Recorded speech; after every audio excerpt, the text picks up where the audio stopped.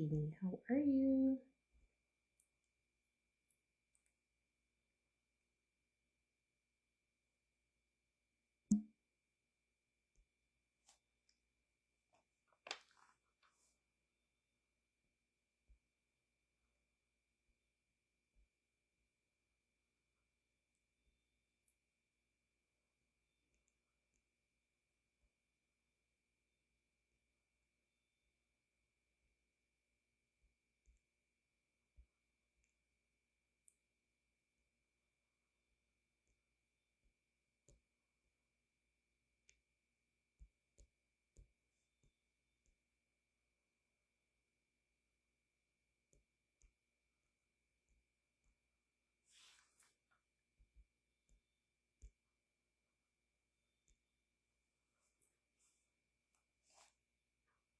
Hello, how are you?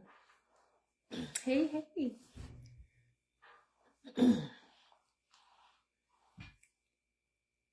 Hey.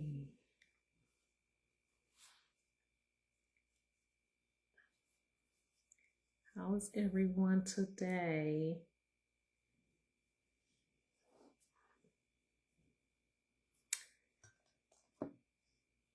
I'm using my Hershey cup I got from your Christmas party that I won.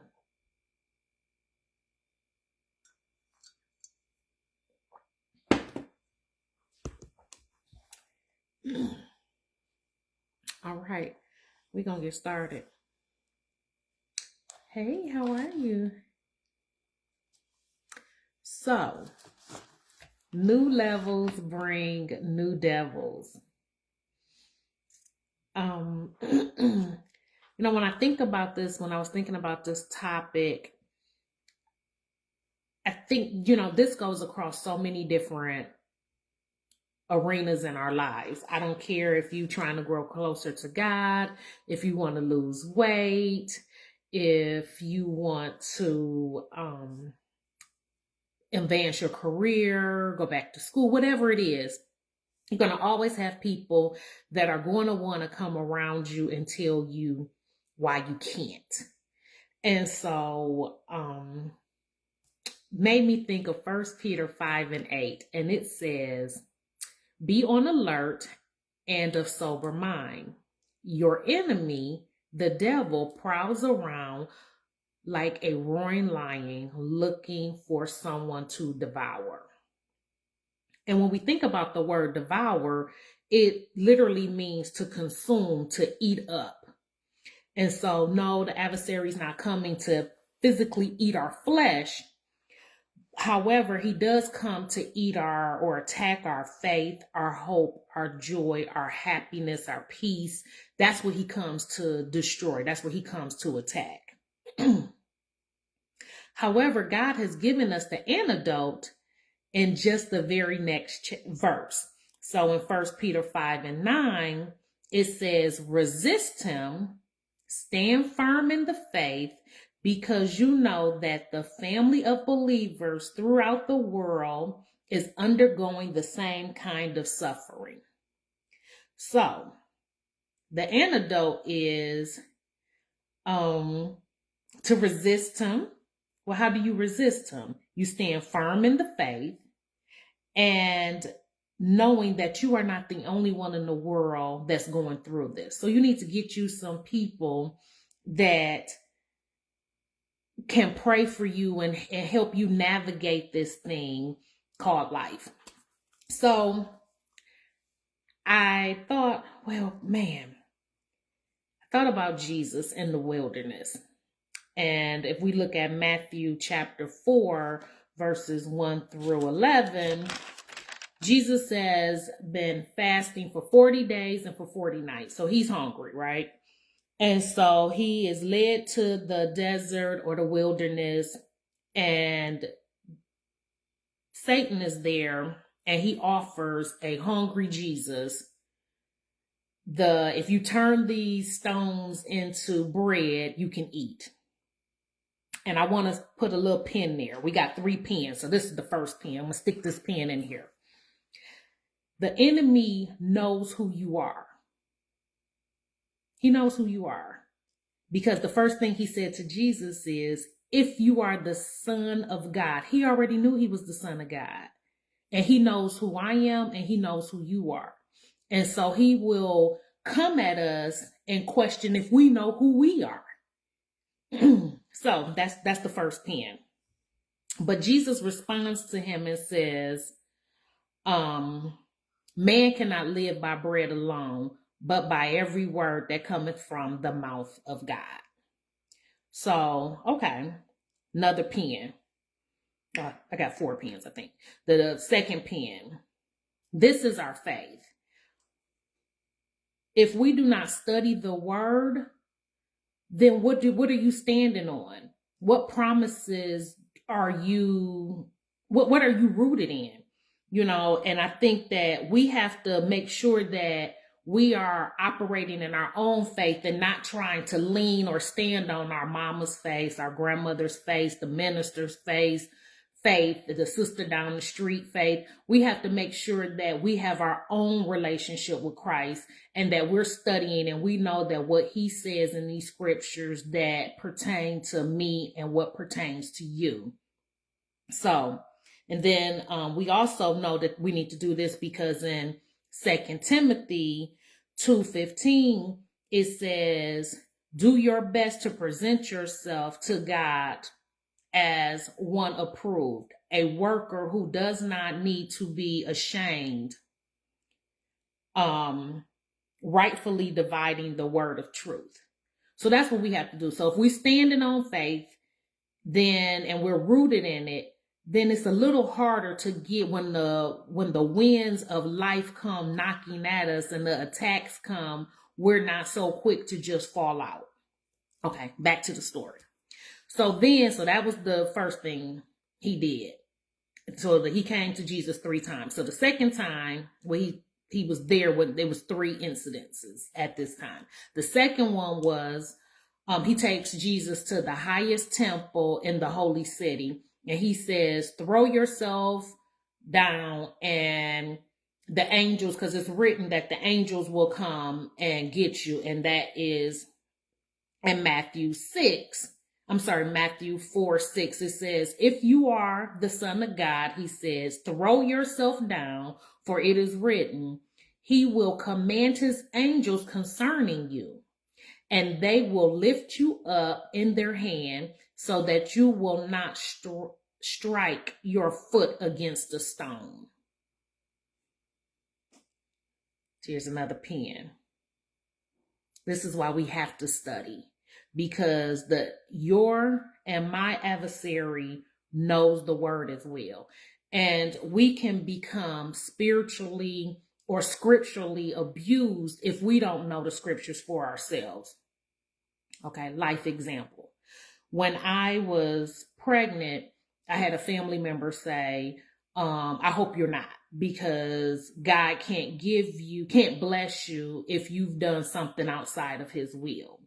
And so, now the family member was right. You know, sex outside of marriage is a sin. We know that. Deuteronomy 22:13 and 21. Hebrews chapter 13, verse 4, and 1 Corinthians 6:18. All supports that, right? And we can't waver from what the word said. The word is the word. You're going to accept it or you're not.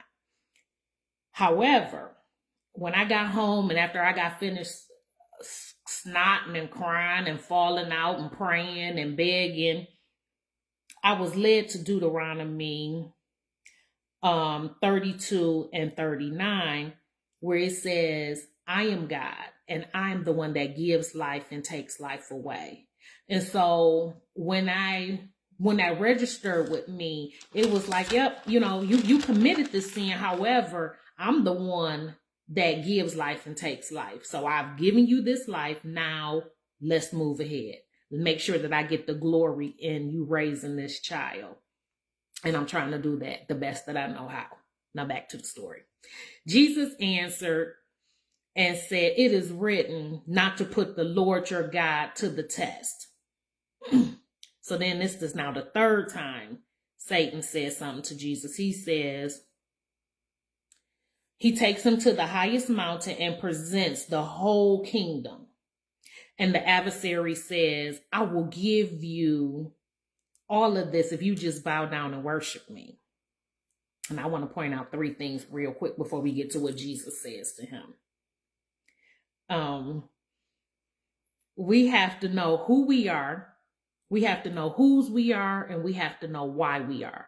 As I said, Satan comes to us oftentimes knowing who we already are. He knew that Jesus was the Son of God.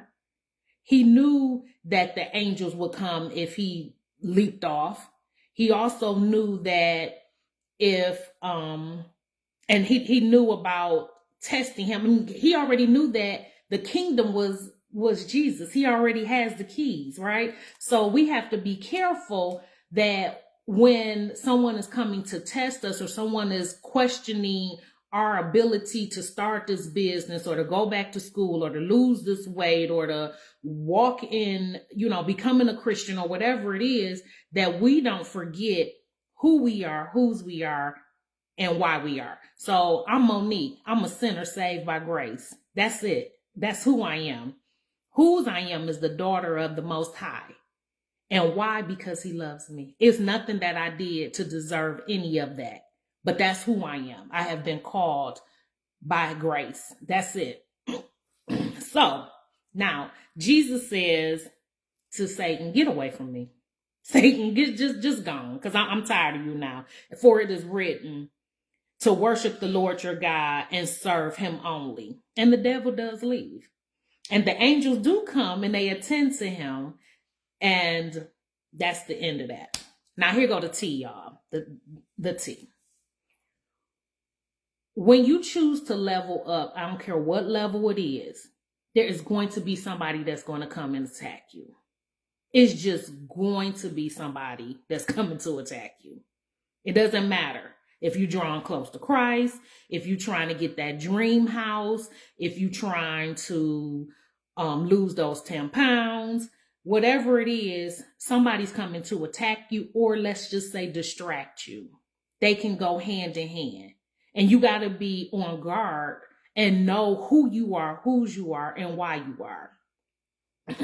Someone will remind you why it's not a good idea. They're going to also remind you who you once were. And I think that is why that sometimes we got to come from among those that know us best.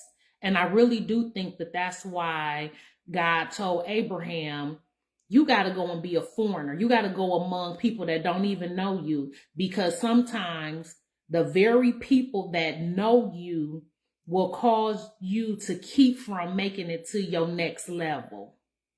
I remember I was dating a guy, and I had told him, I was like, I don't want to be intimate until I get married. And he said, girl, you married. You'd been married. I wasn't married. You divorced. You'd have had a baby. And now you want to be a born again version? Gone somewhere with that. I don't need you to remind me that I done been married and I had a baby out of wedlock. I know my story better than you do. I can tell it better than you. But I'm choosing to operate this way. And if this don't work for you, by all means, find somebody that it will work for. We have to make sure that we don't allow people to keep us in a chokehold of the prison of where we once were. I'm not there anymore. That's been nailed to the cross. So it sounds like you got a problem with who I once was or who I'm trying to become. You figure that out with God. I'm moving on. Godspeed. The enemy studies us. And because he studies us, we have to stay rooted and know how, because we got to study him too. Because he hasn't changed his tactics. It just may be different for me than it is for you. Y'all know I don't like chocolate. So somebody bringing a chocolate cake over here is not going to bother me. Somebody who loves chocolate, that's going to be their issue. But now you bring a pineapple coconut cake over here with a cream cheese icing, we're going to have a problem. My daughter don't eat coconut, so that's not going to be her issue, but that chocolate cake will be hers. So we just have to know that sometimes some people won't be your cheerleader until your glow up happen. They don't want to be part of your grow up, but they want to be on that glow up. And so with that being said, I have an announcement. March 6th, 2025, I will host a weekly segment called Mo Better Living on KPMM radio. And it's an award-winning gospel radio station. They sought me out, and it's out of Kansas City, and it'll be 10:30 a.m. on Thursday. So it's gonna be every Thursday, and I'm super excited. But I wanted to talk about this because I know that there's going to be some people, as I do this, that I've shared it with a couple people, and some people had some negative things to say about it. And I was like, well, you didn't offer for me to come and do your ladies' day at your church. So don't get mad that somebody saw my talent and said, hey, come over here. We want you to work. I'm going to stand rooted on the word always. But I was given a platform to be able to do it. And, this person was like, well, your diction and and I started to eat some of that in, and I had to say, nope, I'm not going there. But I want to reiterate back on this. The 6 points. What we got to do is resist him. Where is it at? I should know it by heart. When I say I have practiced this all day, I've been practicing it all day. I shouldn't even have to look at my notes. We have to resist him. We have to stand firm in our faith. And we have to know that we are not the only ones that's going through it. And then we also need to know who we are, whose we are, and why we are. And